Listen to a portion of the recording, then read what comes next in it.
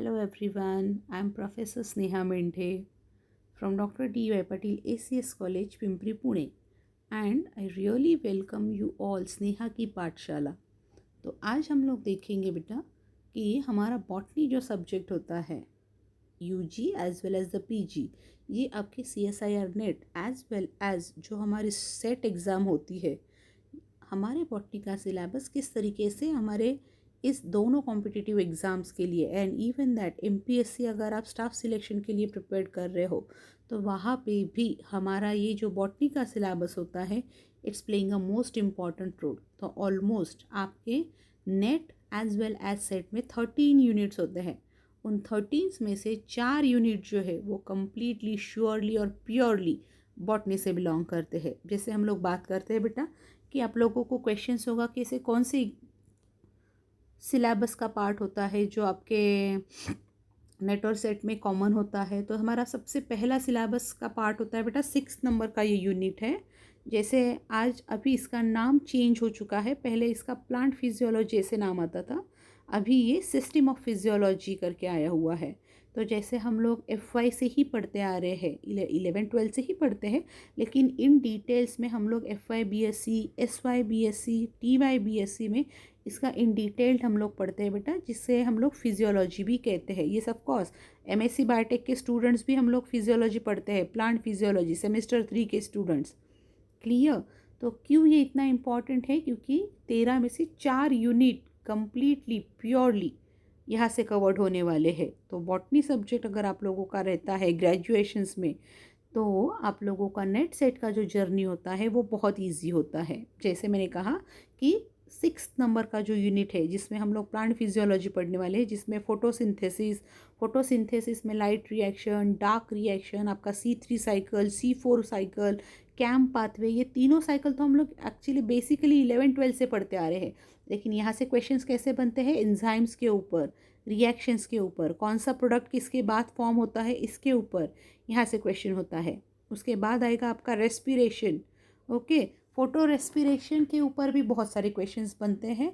तो रेस्पिरेशंस में आपका आएगा glycolysis, citric acid cycle, okay, ATP, electron transport chain, ये इस तरीके के साइकिल्स जो है हम लोग रेस्पिरेशंस में, और फोटो रेस्पिरेशंस में तो हमेशा आपको सीक्वेंस पूछा जाता है कि एग्जैक्टली कौन से 3 ऑर्गेनिल्स यहाँ पे प्रेजेंट होते हैं और कौन से क्लोरोप्लास्ट अगर है तो क्लोरोप्लास्ट में कौन सा प्रोडक्ट फॉर्म होता है, कौन सा एंजाइम होता है, रिएक्शन रिवर्सिबल होती है या इरिवर्सिबल होती है, ये हम लोग SY और TY में ही पढ़ लेते हैं।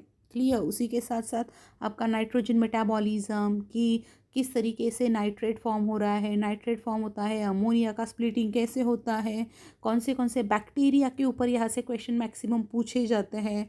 तो बायोलॉजिकल नाइट्रोजन मतलब सिम्बायोटिक नाइट्रोजन फिक्सेशन क्या होता है, असिम्बायोटिक नाइट्रोजन फिक्सेशन क्या होता है, यहाँ से क्वेश्चन बनता है। प्लांट हार्मोन्स, ये भी हम लोग SY BSc से ही पढ़ते आ रहे हैं, जिसमें आपका प्लांट रेगुलेटरी हार्मोन्स होते हैं, ग्रोथ रेगुलेटरी हार्मोन्स होते हैं, जैसे ऑक्सीन, साइटोकाइनिन, इथिलीन, इनके ऊपर तो भारी मात्रा में आपके क्वेश्चन पूछे जाते हैं। एक नया टॉपिक आपको यहाँ पे ऐड हुआ है, एक्चुअली ये नया नहीं है, थोड़ा सा मास्टर्स लेवल का है, कि सेंसरी फोटोबायोलॉजी क्या होता है। ओके, तो ये टॉपिक हम लोग MSc में एंड MSc के साथ साथ MSc बायोटेक में जो प्लांट फिजियोलॉजी का पेपर है वहाँ पे हम लोग पढ़ते हैं बेटा कि फाइटोक्रोम्स क्या है, क्रिप्टोक्रोम्स क्या होते हैं, ब्लू लाइट रिस्पॉन्सेस कौन से होते हैं, मतलब फोटो रिसेप्टर के ये पार्ट्स होते हैं। तो रेड लाइट और फार रेड लाइट का रोल क्या है, क्रिप्टोक्रोम्स फाइटोक्रोम्स किसे कहा जाता है, किस तरीके से stomatal movement in light photo receptors के ऊपर डिपेंड होती है, ईच एंड एवरीथिंग ये हम लोग पढ़ते हैं। कहाँ पे? आपके TY में भी एक छोटा सा पार्ट दिया गया है प्लांट बॉटनी के स्टूडेंट्स के लिए, लेकिन MSc में तो हम लोग पढ़ते ही पढ़ते हैं फिजियोलॉजी के पार्ट्स में। MSc बायोटेक के सेमेस्टर 3 में भी पढ़ते हैं। ओके, इसी के साथ साथ बेटा ये जो F वाला पॉइंट दिया है आप लोगों को, solute transport, photo assimilation, secondary metabolites, इसके ऊपर तो हमेशा क्वेश्चन बनता है। स्ट्रेस फिजियोलॉजी, ये वाला पार्ट भी, ये वाला एक कंप्लीट यूनिट जो है वो आप लोग एमएससी बायोटेक की फिजियोलॉजी में पढ़ते हो। उसी के साथ साथ हम लोग एसवाई बीएससी बॉटनी और टीवाई बीएससी के मेजर के स्टूडेंट्स हम लोग यही पे पढ़ लेते हैं। इवन दैट आपका 8 नंबर का जो सिलेबस रहेगा बेटा, 7th नहीं, 7th तो फिजियोलॉजी इन एनिमल्स है, लेकिन 8 नंबर का जो सिलेबस है ये भी आपके कम्प्लीटली जेनेटिक्स के ऊपर डिपेंड करता है।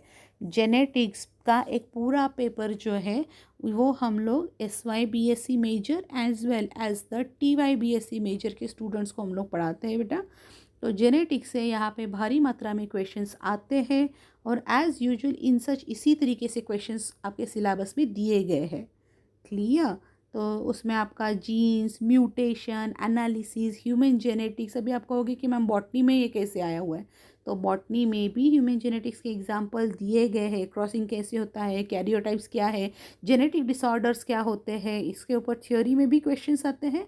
तो दैट मीन्स कि आप देखिए, सोचिए कि आप नेट सेट का जो प्रिपरेशन है अगर आपने डिसाइड कर लिया तो आप एसवाई बीएससी से ही इस बॉटनी की हेल्प के थ्रू 4 यूनिट्स तो यहाँ से आप पक्के कर सकते हो। ठीक है, उसके बाद बेटा इवोल्यूशन, ये भी आपके टीवाई बीएससी का as well as SY BSc major का सब्जेक्ट है, जिसमें हम लोग कम्प्लीटली लाइफ फॉर्म कैसे होती है, टैक्सोनॉमी क्या होता है, टैक्सोनॉमी के साथ साथ हर एक का बाइनोमियल नॉमेनक्लेचर कैसे कहा जाता है, ये तो हम लोग एसवाई के टैक्सोनॉमी से ही पढ़ते हैं। क्लियर? तो मतलब आपका ये प्रिपरेशन एसवाई बीएससी में ही हो जाता है।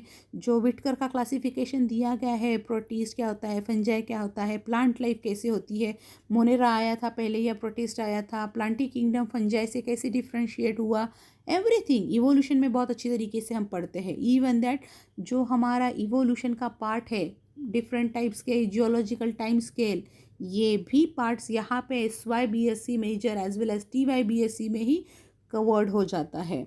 द नेक्स्ट वन इज, मतलब कौन सा यूनिट हम लोगों ने देखा था, unit number 6, unit number 8, unit number 9 and the last one is the unit number 10।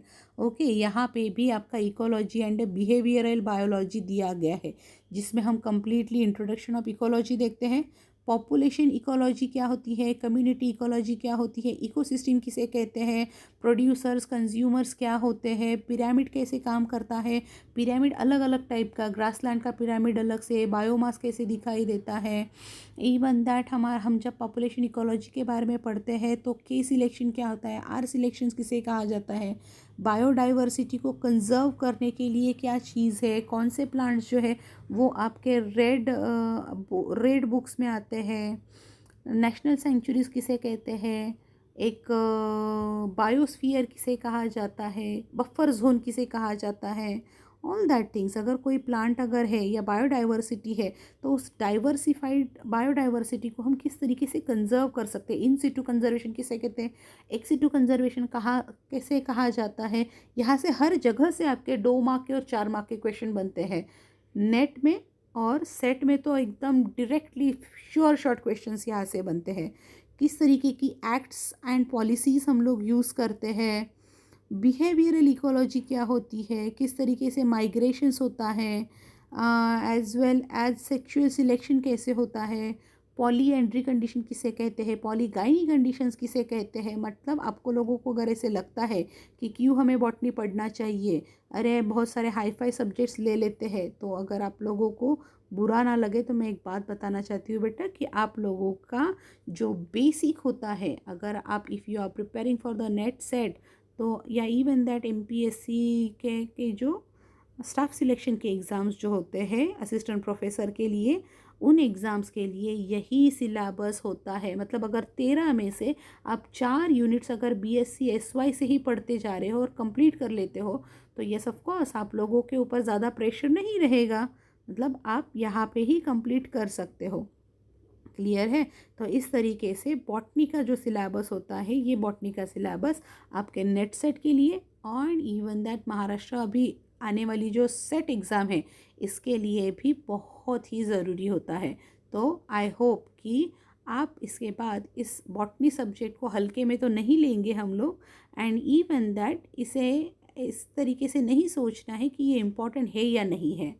अगर 13 में से अगर 4 यूनिट्स अगर ये आपको एसवाई से ही प्रिपेयर कर दे सकता है एंड पूरे डायरेक्ट मार्क्स मिलते हैं, नो कन्फ्यूजन, ठीक है, कोई जलेबी जैसे घुमा घुमा के क्वेश्चन नहीं पूछा जाता है। अगर आपको पता है कि प्लांट्स क्या है, फाइटोक्रोम्स क्या है, क्रिप्टोक्रोम्स किसे कहा जाता है, C3 पाथवे में कौन से एंजाइम यूज होते हैं, C4 का क्या रोल होता है, लाइट फोटोसिंथेसिस या फोटोफॉस्फोराइलेशन किसे कहते हैं, तो आपके क्वेश्चन, ट्रस्ट मी, कोई भी एग्जामिनर आपको रॉन्ग नहीं दे सकता, not in the theory as well as not in your competitive exams too. बस आप लोगों के कंसेप्ट क्लियर होने चाहिए, और जो कंसेप्ट आप लोगों के ये सब कोर्स SY से ही शुरू हो जाते हैं।